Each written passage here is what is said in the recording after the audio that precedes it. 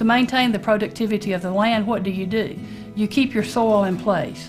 You keep your fertilizer in place. You keep everything there on the farm. You want to minimize runoff. Water management is key.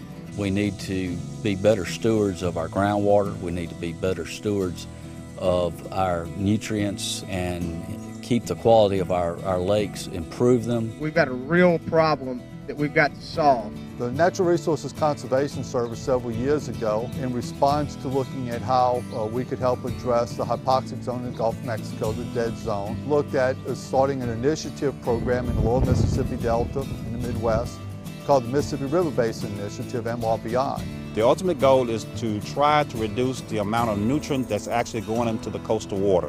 When this request for proposal went out, we really was trying to make sure that there was collaboration.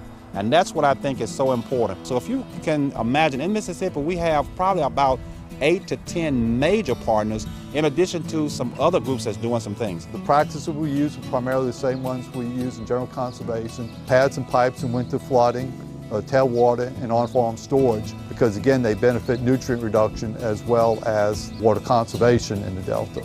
In the Mississippi Delta right now, we receive approximately 4 times the number of applications as those we can receive. So the farming community has adopted these practices, are interested in these practices, and right now the limitation is the available funds. So many of these practices are rather costly both to the cooperator and to the government through its financial assistance.